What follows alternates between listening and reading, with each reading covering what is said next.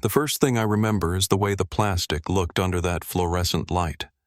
Clouded, warped, the little black window of the VHS tape filmed over with a thin skin of mineral deposits that caught the glow in a dull, sickly way. The room was cold enough that my breath felt heavy in my chest, and the only sound was the low hum of the player as the technician eased the tape toward the slot. On the monitor in front of us, a gray wash of static rolled upward like snow in a broken storm. Somewhere inside that hiss, beneath the soft crackle of dust on old magnetic film, I could already hear the echo of a girl's voice I hadn't heard in almost 2 decades. My fingers were pressed flat on the metal table, the edge biting into my palms, the smell of cleaning solvent sharp in the back of my throat. No one was talking. Even the detective beside me seemed to be holding her breath. That tape was no bigger than a paperback, just plastic and screws and tape wound tight around 2 spools. But to me, sitting in that dim little room, it felt as heavy as the day my life split into a before and an after. Before I go any further, tell me where you're listening from and follow if you believe some names should never fade. Back in July of 2003, though, everything still felt like before. The air in Denver held that particular kind of dry heat you only get out west, where the sun feels closer than it should, and the evenings smell faintly of dust and cut grass. I was 24, working the early shift at a distribution warehouse on the north side of town, my days measured in the beeping of forklifts, the squeak of pallet jacks, and the soft thud of boxes sliding into place. Most mornings, I'd drive home with my arm out the truck window, the wind hot on my skin, and I'd see our old white motorhome sitting crooked in the driveway like some retired ship waiting for its next voyage. The paint was faded, the ladder on the back a little rusty, but my dad kept the glass clean and the chrome polished as if a little shine might push time backward. Inside the house, life moved along in its familiar rhythm. The swamp cooler rattled on and off in the living room window, trying its best to fight the heat. The kitchen always smelled faintly of coffee and lemon cleaner, with a little undertone of whatever my mom was planning for dinner. The TV in the den seemed permanently tuned to local news or ball games, the volume just low enough that you heard it as a kind of background murmur. We weren't a glamorous family, just middle-of-the-road people on a quiet street lined with cracked sidewalks and cottonwood trees that dropped sticky pods in the spring. It was the sort of neighborhood where screen doors banged and you could tell who was grilling by the smell drifting over the fences. My sister Maddie had just graduated high school, and that summer she moved through the house like someone already halfway gone. Acceptance letter on the fridge course catalog on her bedroom floor, she spent hours online looking at campus photos and dorm layouts she'd memorized twice over. When she wasn't doing that, she had the old family camcorder in her hand, the one my parents bought back when tapes still felt like magic. The camera's little red recording light became part of the scenery that summer. I'd be halfway through making a sandwich and feel it on my back, turn to see her grinning behind the lens, the faint whir of the tape spinning like a tiny motor inside a shell of plastic. "Tell future me what I'm like now," she'd say, pointing the camcorder at me while I stood there with mustard on my fingers. The afternoon light would slant through the kitchen window, making dust particles glow in the air like they were suspended in honey. "You're loud. You're nosy, and you're pointing that thing in my face," I'd answer, trying to sound annoyed. But I usually found myself smiling anyway because that was just how she was always trying to turn ordinary moments into scenes. My dad Daniel lived for that old Winnebago. It sat in the driveway most of the year, but come June he started fussing over it the way some men fuss over antique cars.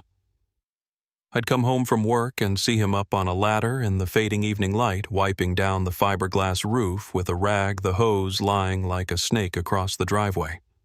The air would cool just enough that you could smell wet concrete and motor oil as the water ran down into the curb. He'd grin when I pulled in, sunburned on the back of his neck, his t-shirt dark with sweat. Give me a hand with this awning, he'd call, like maybe this was the first time he'd asked and not the third. We'd wrestle with the stiff fabric and metal arms while cicadas buzzed in the trees and a dog barked somewhere down the block. There was a satisfaction in hearing the hinges finally lock into place, the canvas snapping tight as it stretched out over the driveway like a little patch of shade-laced sky. My mom, Karen, was the one quietly making sure the rest of life kept happening around the excitement. She'd come home from her part-time job at the front office of a roofing company with a stack of folders under one arm and a grocery bag in the other. The kitchen table would vanish under lists, things to pack, things to buy, things to double-check. She kept a small spiral notebook on the counter, lined pages filling up with her looping handwriting. Milk, ice, travel-sized shampoo, extra batteries. Every so often she'd stop, press her fingers into her temples, and then move another item from one list to another. The house smelled of her perfume in the evenings, something soft with a hint of vanilla that mixed with the scent of dish soap and the faint metallic tang of the sink. On the outside, that July looked like any other summer in our corner of Colorado. The sun went down late, turning the sky orange and purple behind the low roofs of the houses. Sprinklers ticked back and forth in front yards. Lawn chairs sat empty on porches until neighbors wandered out with iced tea or cheap beer in sweating cans. But looking back, there were tiny things that felt different, though they barely registered at the time. My dad stayed later than usual in the garage some nights, the overhead light spilling out onto the driveway long after the rest of the street went dark.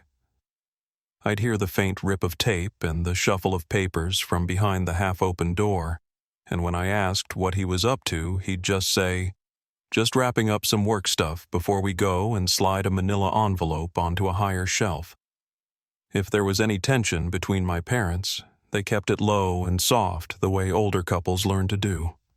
Sometimes I'd come home and catch the tail end of a conversation, my mom's voice a little sharper than usual, my dad rubbing the back of his neck, his eyes tired in that way that has nothing to do with hours slept. The swamp cooler would be rattling, blowing lukewarm air across the living room, and the late afternoon light would lay in long stripes across the carpet. Their words would drop off when they heard the front door replaced by the familiar sound of the TV clicking on the volume turned up just a notch too high. My own days were plain and predictable. Up at 5, coffee that tasted more like necessity than comfort. Then out onto the quiet streets where only the newspaper guy and a couple of joggers were moving. The warehouse smelled of cardboard diesel exhaust and the faint sweetness of packing peanuts. The concrete floor stayed cool even when it was over 90 outside, and the hum of the fluorescent lights overhead felt almost like a second kind of weather. I liked the simple math of it all: boxes from here to there, scan, stack, repeat. It was a job that didn't follow you home, at least not in theory.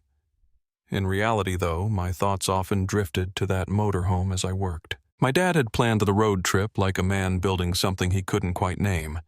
He'd spread road maps across the dining table, tracing routes with a ballpoint pen, the paper crinkling softly under his hands. The maps had a faint chemical smell. The colors faded from years of folding and unfolding.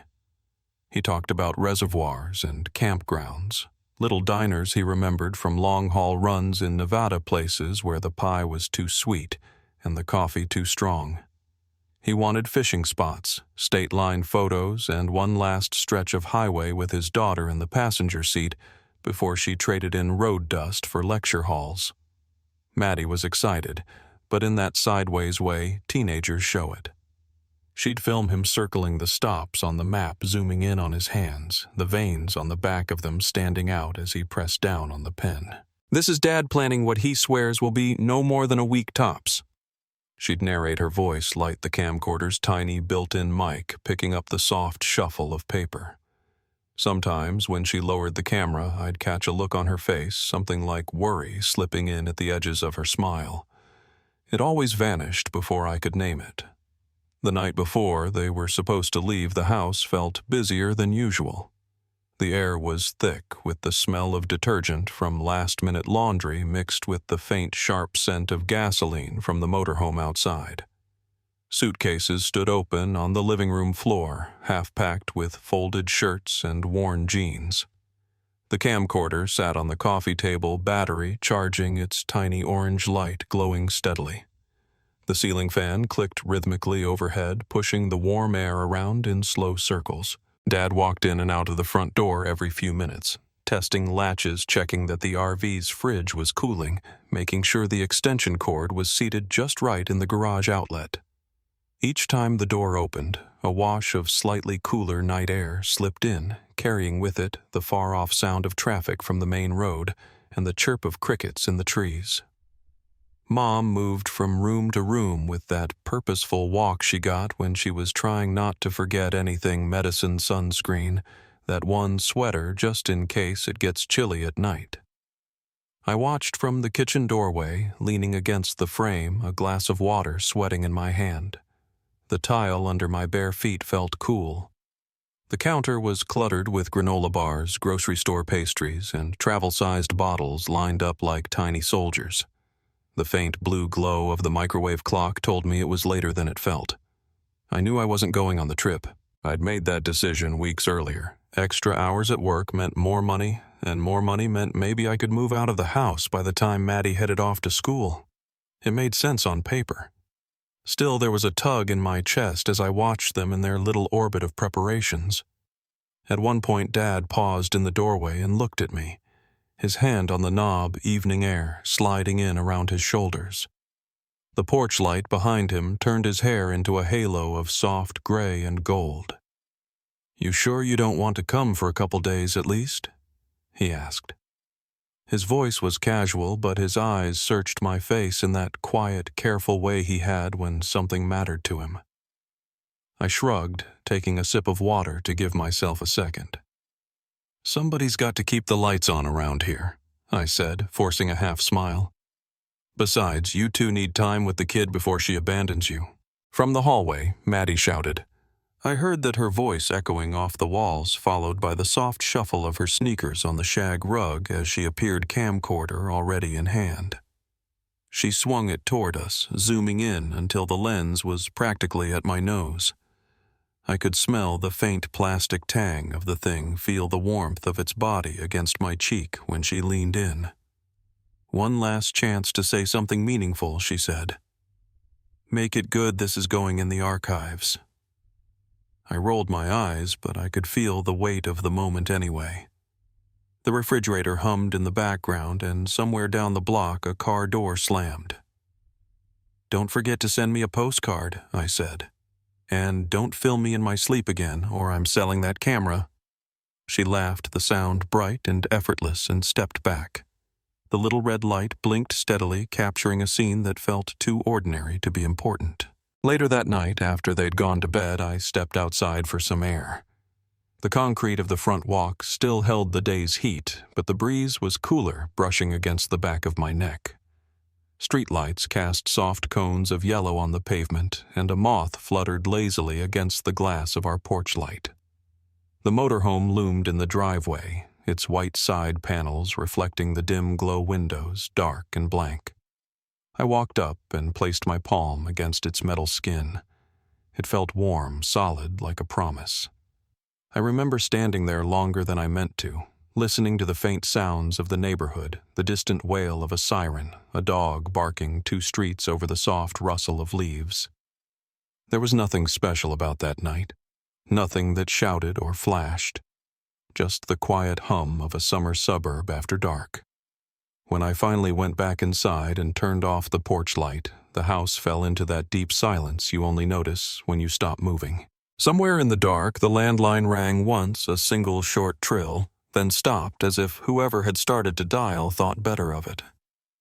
I paused in the hallway, the coolness of the hardwood under my feet, and the faint ticking of the stove clock in my ears, and waited to see if it would ring again. It didn't. The silence settled back in just a shade heavier than before.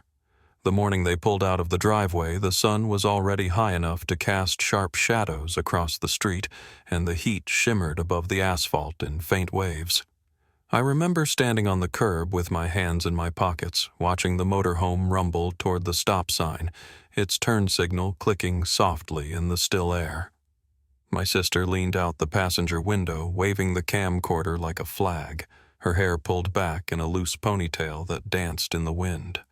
My dad gave the horn a quick honk, 2 short notes that sounded more like a habit than a goodbye.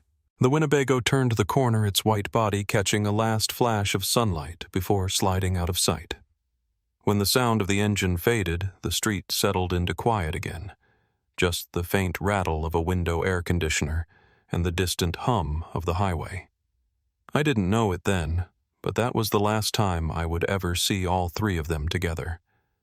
The first hint that something was wrong came 2 days later. It was late afternoon, the air stuffy inside the house, the smell of reheated leftovers still hanging around from my lunch break. I noticed the answering machine's light blinking slow, steady, a pulse in the dim corner. My mom had said they'd call whenever they reached a new stop, just a quick check-in. I hit the button and heard her voice, thin and slightly muffled, saying they'd made it to a little diner near the Nevada line. There was chatter in the background, silverware clinking, a server calling an order. Then she said they'd call again that night from the campground. That second call never came. At first I told myself it meant nothing. Spotty service, a forgotten charger. Maybe they were tired and just fell asleep early. Late July heat makes people sluggish even out west where the air is dry and sharp. But there was something about the tone in her voice on the message, the way she hesitated before hanging up, that stuck with me like a burr under the skin. I tried to ignore it. I went about my evening, washed a few dishes, stepped out to check the mail, listened to the neighborhood settle into its nightly rhythm. The scent of charcoal drifted from a backyard down the block. A screen door snapped shut somewhere. The porch lights flicked on one by one like stars taking their places. I kept glancing at the phone even though I knew it wouldn't ring. When the sun slipped behind the rooftops and the cicadas started their steady chorus in the trees, a tightness built in my chest that I couldn't shake. By the next morning, the unease had turned into something heavier. I kept checking my cell phone, flipping it open just to see the blank screen, as if that might coax a missed call into existence. At work, the warehouse lights felt harsher than usual, their hum sinking into my ears. Every time my pocket buzzed with a text from a coworker or a low battery alert, my stomach jumped. Around lunchtime, I tried calling both my parents' phones. Straight to voicemail. I tried again that evening. Same thing. The hollow ring of those automatic voice prompts. Please leave your message after the tone felt louder than they should have. On the 3rd day, I called the campground my dad had said they'd be heading to. The woman who answered sounded tired, the kind of tired that comes from a long shift in the sun. Her voice crackled faintly over the line as she flipped through a sign-in log. After a long pause, she said they hadn't checked in. I asked her to check again. She did, and when she came back on the line, her tone had changed, softer, careful. Still nothing. That was the moment my denial slipped. I stared at the phone in my hand, feeling the cool plastic against my palm. Something was wrong. Really wrong. I drove to their house, the place still warm from the afternoon sun. The living room was just as they'd left it, folded maps on the coffee table, my mom's half-finished list still on the counter, the faint smell of her perfume lingering in the hallway. Their bedroom door was open, the bed neatly made, curtains drawn tight against the heat. Maddie's room looked frozen in time posters on the wall, her backpack slumped by the desk, a pair of sneakers kicked halfway under the bed. The camcorder case sat on her dresser, the zipper halfway open, a small reminder that she'd intended to use it for everything. I walked through each room like maybe I'd missed a clue the first time. A note, a message, anything. But the house gave nothing back except the hollow sound of my footsteps on the hardwood. By the 4th day, the fear had settled in for good. It felt like a pit in my stomach that wouldn't close no matter how much I tried to talk myself down. I told myself they'd taken a wrong turn, that they'd stopped somewhere with bad reception, that they'd found a campground that didn't show up on the map. But under each excuse, fear kept whispering that none of those stories fit. I finally called the sheriff's office near the area they were traveling through. The deputy who answered had the kind of voice that made you picture a big man leaning back in his chair, boots propped on the desk. At first he was polite but casual, asking me for their names, ages, vehicle description, last known location. His pen scratched across a clipboard, and I could hear a radio buzzing faintly in the background. He told me they'd make a note of it and check the nearby roads. Probably nothing, he said. Happens more than you might think out here. He sounded like he believed it too. But I didn't. That afternoon, a dry wind swept across Denver, rattling the tree branches and carrying dust that stung the corners of my eyes. I stood in my parents' driveway, looking at the empty space where the Winnebago had been parked just a few days earlier. The concrete still held faint tire marks from where my dad had backed it out. It felt like an imprint of a life that had just slipped past me while I looked the other way. I tried calling my aunt in Wyoming, then a couple of family friends. No one had heard anything. Each person I talked to seemed to add another thread of worry to the knot growing in my chest. I drove aimlessly for a while that evening, windows down, letting the warm air move over me. But every intersection, every stretch of road just reminded me my parents were somewhere far beyond reach. When the sun started to dip and the sky turned that dusty shade of purple you only see in late summer, I pulled into my own driveway. The house looked different somehow, too still, too dark. I walked up the steps slowly as though moving toward something I couldn't quite name. I unlocked the door and stepped inside.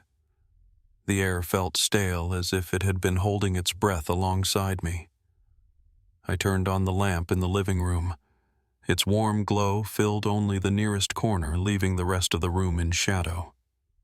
I stood there for a long minute, listening to the faint hum of the fridge in the kitchen, the distant noise of a car passing down the main road, the steady tick of the wall clock. Then I heard it soft at first, like someone rolling slowly to a stop on gravel. Tires. I walked to the front window and pulled back the curtain just a few inches. At the end of the driveway, barely visible under the streetlight, a sheriff's cruiser eased in dust settling around its wheels. The engine idled low and steady, more felt than heard. The driver's door opened and a deputy stepped out. He paused, adjusted his belt, and took off his hat. For a moment, he just stood there, the brim of his hat pressed against his chest, the porch light casting his shadow long across the walkway. And in that stillness, with the evening air holding tight and the world quiet as a held breath, I knew before he even reached the steps that something had broken open and life as I'd known it wasn't coming back. The deputy stood on my porch with his hat in his hands, the brim pressed flat against his chest. The porch light above us flickered in the warm night air, drawing moths that tapped against the glass like soft, tired fingers. He didn't speak right away.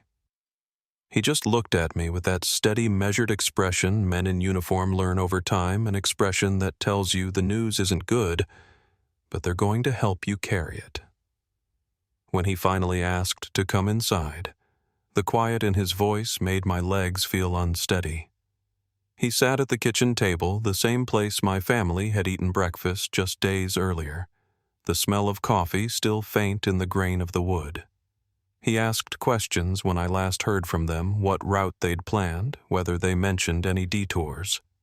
His pen moved slowly across a small notepad, the scratching sound oddly loud in the still house. I answered everything I could, and with each detail, the deputy's face tightened, not drastically, just enough that I noticed. When he stood to leave, he placed a hand on my shoulder, a small human gesture, and told me they'd put out a notice to surrounding counties before morning. By sunrise, 2 cruisers were parked in front of my parents' house, their engines idling with a deep, steady rumble that drifted through the open windows. The cool morning air carried the smell of dew settling on the lawns, mixed with a faint hint of exhaust. I watched from the porch as the deputies loaded gear into the trunks. Radios, first aid kits, field maps, clipboards. One of them unfolded a large paper map across the hood of a blue and white SUV, the corners held down with a thermos and a flashlight. The paper crackled in the breeze, its creases catching the early light. This was the moment it shifted. Until then, everything had felt personal, something that might still be fixed with a single phone call or a moment of luck. But seeing officials gather on our quiet street, their radios chirping, their boots thudding against pavement, that's when I understood we were stepping into territory far bigger than any of us wanted. By mid-morning, they'd traced my family's last known stop to a diner near the Nevada line. The deputies told me they were already coordinating with local rangers out west. I heard snippets of radio chatter talk of trailhead service roads, reservoir access points. The jargon blurred together, but the urgency behind it didn't. It settled in the pit of my stomach like a cold stone. I flew out the next morning. The small Nevada airport smelled faintly of old carpet and hot metal, the kind of scent that clings to buildings exposed to desert sun. A sheriff's deputy met me at arrivals, his cruiser baking in the heat outside. The drive to the ranger station took nearly 2 hours, dust rising behind us in long, pale ribbons that twisted into the sky. Out the window, the land stretched wide and silent, the kind of empty that feels ancient scrub brush, red earth, low hills that looked carved out of clay. The ranger station sat near the foothills, a squat building with faded siding and a porch that creaked under the weight of footsteps. Inside, a map of the region covered an entire wall marked with small colored pins. Red pins stretched across a grid of canyons. Yellow ones dotted the shoreline of the reservoir, and a few blue ones traced winding access roads branching off the main highway. A pot of coffee brewed somewhere in the back room, filling the air with a burnt, bitter smell. A ranger introduced himself, a tall man with sun-cracked skin and a calm demeanor that didn't quite mask his concern. We gathered around the map. He traced my parents' known route, his finger sliding along a line that followed Highway 95 before veering toward the reservoir. "It's rough terrain," he said, "but we'll look everywhere we can get boots on the ground." Outside, a search team was preparing to head out. Volunteers in wide-brimmed hats tightened packs. A pair of search dogs circled anxiously their handlers, giving them quiet commands. A helicopter idled on a flat patch of dirt nearby, its blades thumping the air in slow, heavy rotations that made my chest vibrate. The rising dust stung my eyes and caught in my throat. Watching them gear up was like watching a storm form on the horizon, slow, purposeful, impossible to turn away from. The first search day stretched long and hot. I rode in a truck with 2 deputies along a dirt road pitted with deep ruts. The windows were rolled down, hot wind carrying the scent of sagebrush and sun-baked soil. Every so often, the truck stopped and the deputies stepped out, scanning the ground for tire tracks or disturbed gravel. I followed silently, trying to read the land the way they did. But the desert doesn't give up secrets easily. Every shadow looked like every other shadow. Every tire mark seemed to fade just when you thought it meant something. We checked a ravine where loose rock slid under our boots, small stones clinking against each other and echoing off the high walls. A volunteer called out when he thought he saw something at the base of a juniper tree, a scrap of fabric caught in the branches. My heart jumped as I made my way down to them, feeling the heat radiate off the rock. But up close, it was nothing more than an old bandana bleached nearly white by the sun. By late afternoon, everyone was coated in a layer of dust so fine it felt like powder. Radios crackled with updates. Sector 6, clear no sign along ridge checking South Bend. The helicopter circled overhead, its shadow gliding across the canyon floor, growing and shrinking with the contours of the land. The next morning, the search expanded. More volunteers arrived, locals, hikers, people who'd heard about the missing family and wanted to help. Some came with their own gear, others borrowed from the station. The parking area filled with trucks and SUVs, each one carrying people who stepped out with purpose in their stride, even if their eyes betrayed uncertainty. Maps were spread across tailgates. Fingers traced routes. Voices dropped to low tones as they debated which areas to prioritize. The ranger in charge pointed to a narrow service road on the map, one that hadn't been used in years. "Could be nothing," he said, "but we'll check it." That was the thing about the desert. You could spend a lifetime trying to understand it and still miss the one thing that mattered. Day after day, we walked those paths. The heat pressed down like a hand on the back of my neck. My shirt stuck to my skin, and each breath tasted faintly of dust. Evenings brought a brief relief, the air-cooling shadows lengthening across the land, but the unease didn't ease with the temperature. It settled deeper instead, as if the darkness gave the land permission to keep its secrets. The first rumor came from a volunteer who'd stopped to fill his canteen at the station late one afternoon. He told me he'd heard from a friend of a friend that an RV matching ours had been spotted near an abandoned access point days earlier. I felt my pulse quicken. But when rangers followed up, the tip dissolved. The man had mistaken a different model, a newer one with a similar shape, but none of the details that mattered. Another day, a search dog caught what the handler described as a faint trace near the reservoir's edge. My heart pounded as we hurried to the site. The shoreline was a mosaic of cracked clay and scattered stones, the waterline pulled back by drought. The dog circled nose low to the ground, tail stiff. Then just as abruptly, the scent vanished. The handler said the trail ended right at the water's edge, as though whatever had been there simply stopped existing. That night I barely slept. My mind kept returning to that sudden drop-off, how something could be there one moment and gone the next. Over the following days, theories swirled through the search camp like dust devils. Some whispered that maybe the Winnebago had broken down miles off route. Others wondered if my dad had taken a wrong turn onto a forgotten road. A few, always in hushed tones, suggested the possibility of foul play, though no one wanted to say it too loudly, as if speaking the words might make them real. I felt pulled in every direction between hope and dread, between logic and instinct. I tried to picture every possible scenario, but each one led to more questions than answers. The desert around us felt impossibly vast, the kind of place where a single mistake could change everything. On the fifth day, fatigue settled into my bones. My legs ached from climbing over rock formations. My lips were chapped from the dry air. Even my thoughts felt heavy, moving slower than usual. Still, I kept searching. Every rustle of brush made me turn my head. Every glint of sunlight on metal made my heart jump. Late that afternoon, as the sun dipped low and the land turned gold, a deputy walked toward me from the cluster of search vehicles. His pace was steady, but there was something in the angle of his shoulders that pulled my attention tight. He held something small in his hand, not lifted high, just resting against his palm. He didn't say a word yet, but in the way he approached the quiet urgency, the dust swirling around his boots, I felt the air shift subtle but unmistakable. A new thread had been pulled, and the search was about to change. The deputy who had been walking toward me slowed down just a little when he saw my face, as if he understood there was no easing into what he was about to say. The late afternoon light caught the dust on his boots, turning it the color of rust. He lifted his hand and showed me what he'd found, a small plastic tag, the kind my dad used to clip onto the keys for the motorhome.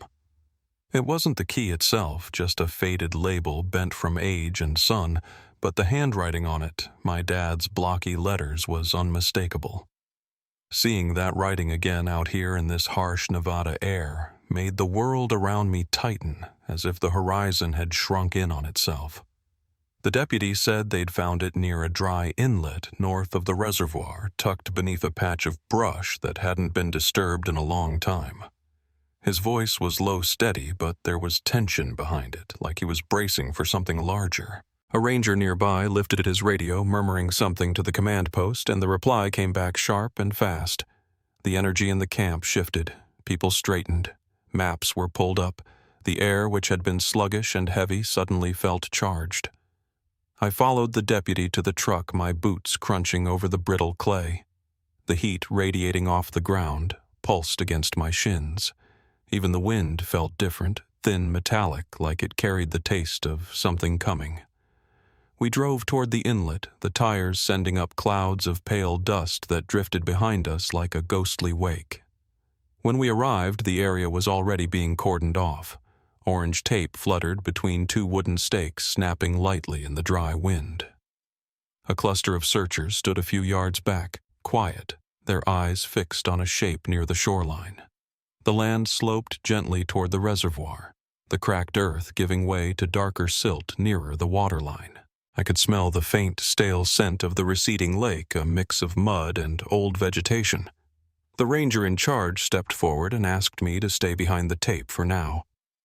His voice was gentle, but his expression told me this was no longer a routine check. I nodded, feeling my throat tighten, and leaned on the hood of a truck for support. The metal burned against my palm from the heat. A diver approached the edge of the inlet, kneeling in the silt. He brushed away a thin layer of dirt, revealing a sun-faded scrap of blue fabric tangled in the clay. A second searcher used a soft brush to lift it, and underneath, connected by a small chain, was a pendant. A tiny metal star. My knees gave a little. I felt the ground tilt. That star had hung around my sister's neck for years. She wore it to school, to birthdays, to every road trip we ever took. Seeing it here on this barren shoreline, the metal dulled by time, and water struck me harder than any blow I'd ever taken. A coldness moved through me, settling deep in my chest. I pressed my hand to my ribs instinctively, as if I could hold myself together. No one spoke. Even the wind seemed to die down, leaving a strange, suspended quiet. The search expanded immediately. Volunteers moved along the shore in a long, slow line. A second team brought in dogs, their collars jingling softly as they wove across the inlet. The ranger asked if I wanted to sit down, but I shook my head. My legs felt unsteady, but sitting didn't seem possible. I needed to stand to witness, to be there in whatever way the moment required. For nearly an hour, the only sounds were the muted thud of boots on dry earth and the low murmur of radios. The sky shifted from bright blue to a softer amber tone, the sun dipping lower behind the hill. I watched the shadows stretch across the clay in long, crooked lines. Then one of the handlers called out. Not loud, not panicked. Just a firm, controlled call that cut through the stillness. The dogs had stopped near a pile of rocks, their bodies' stiff tails raised. The handler knelt, brushed aside a thin layer of loose stone, and signaled to the nearest deputy. I felt something inside me brace like a held breath. The deputy crouched, moving aside one stone at a time with careful hands. Dust rose off each piece, drifting into the sunlit air. When he paused, his shoulders sank by a fraction, small, but enough. He lifted a radio to his mouth, speaking quietly. A ranger took a step toward me, then hesitated as if unsure whether to approach. More stones were moved. Beneath them, pressed into the clay, was a section of bone, small, pale, smoothed by time. I didn't make a sound. My body simply weakened in a way that felt foreign, as though gravity had doubled. The ranger reached me just in time, placing a hand on my arm to keep me steady. The evening air pressed against my face, warm but thin, like it couldn't decide whether to comfort or sting. Someone draped a blanket around my shoulders, though I didn't remember them coming near. Voices blurred into a low hum. My lungs felt shallow, as if each breath had to be coaxed in. I stared at the shoreline, the blue pendant, the scattering of stones, the curve of the inlet, and tried to understand how a place could hold so much silence. As dusk settled in, more investigators arrived. A coroner's team marked the area with small flags that fluttered faintly in the cooling air. Portable lights were brought in, casting long beams across the landscape that made every texture sharper: the cracked clay, the twisted brush, the uneven stones. The world took on that strange look it gets under artificial light at night, too bright in some spots, too dark in others. A detective approached me once the site had been secured. She spoke in a low voice, choosing her words with care. The fragment they'd found was consistent with human remains. The pendant left little doubt who it belonged to. They would need to continue searching along the shoreline and possibly into the reservoir itself. Her tone was calm, respectful, but she didn't hide the truth. This was no longer just a missing persons case. A numbness spread through me. Then, not cold, not warm, just hollow, like something inside had been scooped out and replaced with air. I nodded because it was the only thing I could do. My voice felt far away, buried under the weight of the moment. As the night deepened, the rescue teams became silhouettes moving through cones of harsh white light. Radios hissed, equipment clanked. The lake water lapped softly against the shore, that slow, rhythmic sound that felt almost indifferent to everything happening around it. They asked if I wanted to return to the command post somewhere quieter. Instead, I walked a few steps toward the water, stopping just short of the marked boundary. The surface of the reservoir was dark glassy, reflecting the portable lights in long, trembling streaks. Somewhere beneath that surface lay answers, heavy, submerged, waiting. Investigators conferred behind me, their voices low. I heard phrases drift past: older submersion vehicle access point, possible structural collapse along the road. Words that hinted at scenarios, timelines, explanations I wasn't ready to face but would need to. One of the searchers came over carrying a small evidence bag. Inside was a mud-caked piece of plastic with a faint outline of numbers, maybe from the motorhome, maybe part of something else. He handed it to the detective, and she studied it under a flashlight. Her brow furrowed. The night air cooled quickly, the scent of damp earth rising as the temperature dropped. I could feel each inhale sharp, dry-edged with the dust still hanging in the atmosphere from the day's search. My fingers twitched against the blanket, unable to find rest. Around 9, the lead ranger walked over to me. The beams from the portable lights caught the lines on his face, making them look deeper, carved by years of sun and worry. He told me gently that they were preparing to bring in a dive team at first light. There was something under the water near the northern spillway, a shadow on the sonar that they wanted to investigate further. He didn't elaborate, but the way he paused afterward told me it wasn't just a routine find. I swallowed hard, the taste of dust bitter on my tongue. He placed a hand on my shoulder for just a moment before stepping away to relay instructions into his radio. The searchlights hummed insects circling their heat. The moon had risen low over the ridge, faint behind a haze of fine airborne grit. My body felt heavy and hollow at the same time, a contradiction I couldn't name. I stood there staring at the dark stretch of water, knowing the next hours would change everything, knowing the truth was rising up from its long silence and yet not ready to meet it. Behind me, a deputy approached his steps, slow, deliberate. He stopped at my side and spoke softly just above a whisper. "There's been another reading," he said. "Command wants you at the station." His words hung in the cooling night air, heavy as the still water lying before us. And that's how we walked into the next part of the story, quietly, with no answers, yet only the weight of what we were about to learn. The hours after they brought me back to the station moved in a way that didn't feel like real time. Every sound seemed sharper, the squeak of the door hinges, the low hum of the vending machine in the corner, the scratch of pens against paperwork. I sat at a long table under fluorescent lights that buzzed faintly overhead, their cold glow flattening everything into pale shades. A tech team moved in and out, their voices quiet but purposeful. Someone handed me a cup of water. I don't remember drinking it. I just remember the plastic rim bending slightly under the pressure of my thumb. Around dawn, the dive team returned from the reservoir. I heard the radio call before anyone told me the details, just a clipped transmission. Nothing dramatic, but spoken in a tone that made the air around me tighten. A deputy stepped into the room and asked if I was ready. His voice was steady, respectful. I nodded because saying no felt impossible. We drove back toward the water, the early morning light washing the land in a muted gold. The air was cool enough that it raised goosebumps on my arms, but the sun was already climbing, promising heat later. When we reached the shoreline, everything was quieter than the day before.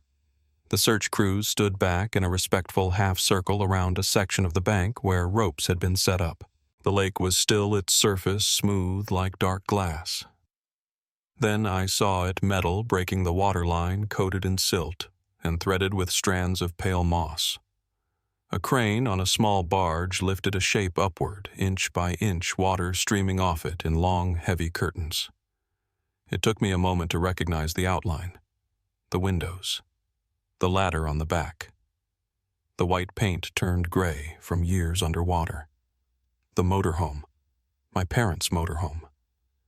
My breath caught in my chest, not fast, just a slow tightening that made it hard to move. The machine groaned as it rose, as if reluctant to leave the place it had been resting all those years. Sunlight hit the windshield, revealing two darkened forms in the front seats. Someone standing beside me stepped forward, a little blocking my view, but I had already seen enough to understand. A medic approached gently and suggested I turn away. I did. The wind carried a faint smell of mud machine oil and something older, a scent like wet stone that had been sealed off from air for too long. Behind me, I could hear the clank of tools, zippers on heavy bags, voices giving quiet instructions. Those sounds lingered in the air, each one a reminder that the past had surfaced in a way none of us could undo. Later that morning, an investigator handed me a small evidence bag. Inside was a silver locket, its chain tangled but intact. My mother had worn it every day. Seeing it made my knees soften, and I had to brace myself against the fender of a truck. The metal looked darker, as though the years underwater had drawn the shine out of it. I held the bag carefully, feeling the cool plastic against my fingertips, and for a moment, everything around me, the murmurs, the wind, the shuffle of boots, went quiet. They found something else in the back of the motorhome. A camcorder. Old, warped, its casing swollen slightly from water. The tape was still inside. When the detective held it up to the light, a ribbon of silt drifted from the battery compartment, catching the sunlight like dust motes.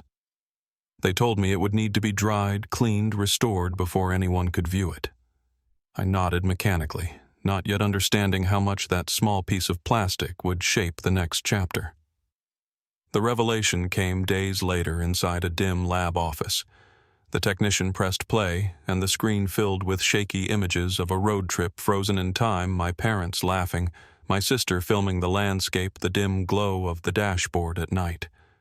Then came the storm, the sound of rain hitting the windshield, my mother's anxious voice, a jolt, a sideways fall, water rising.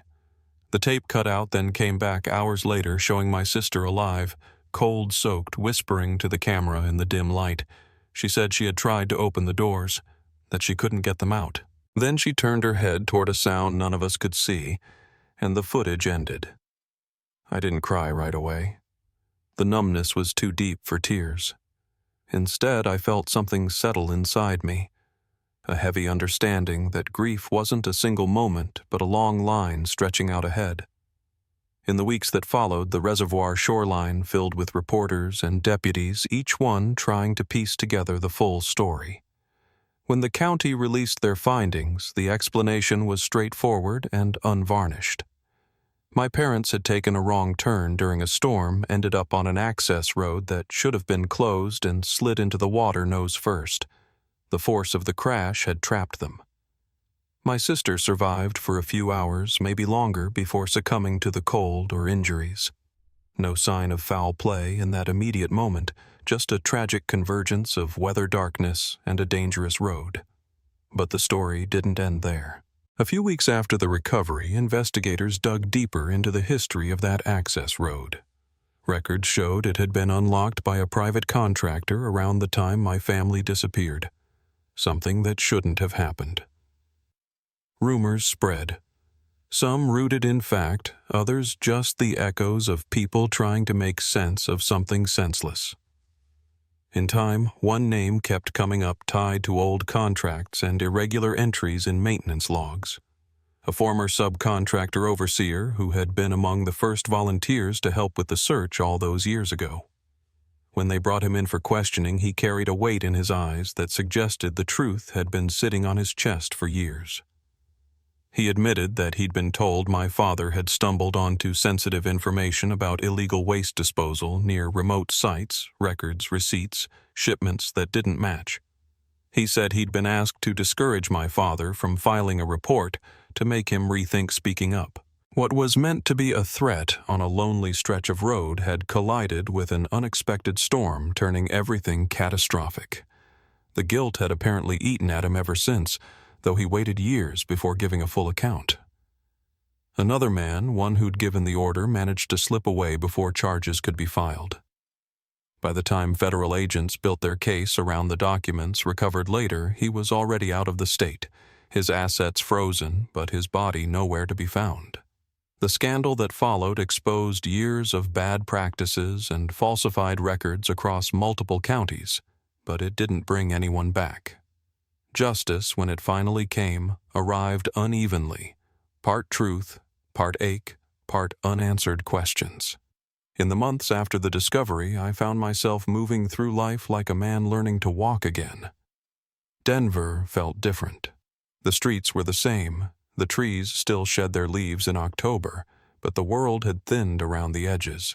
I'd drive past the old family home and catch sight of the empty driveway, the concrete where the motorhome used to sit, and feel a hollowness settle in the space just below my ribs.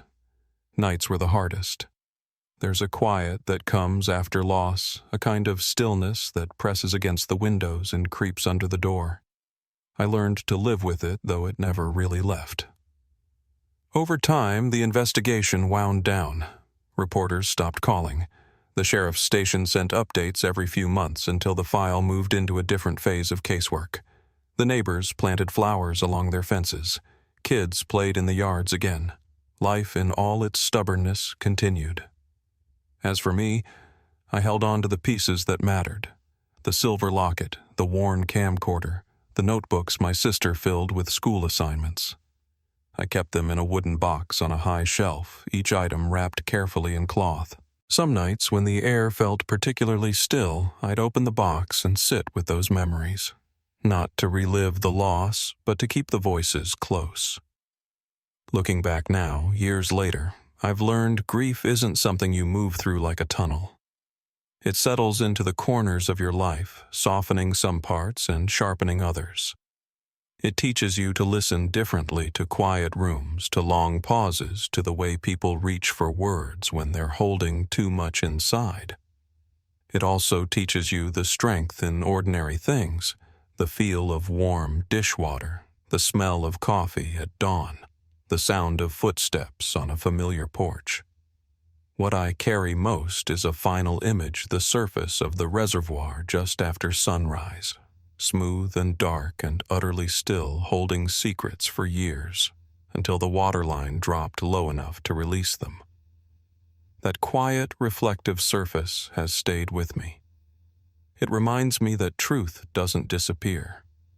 It waits, sometimes in silence, sometimes in shadows, but it waits. If you're still here with me, let me know where you're listening from and follow the channel, so these stories are never forgotten.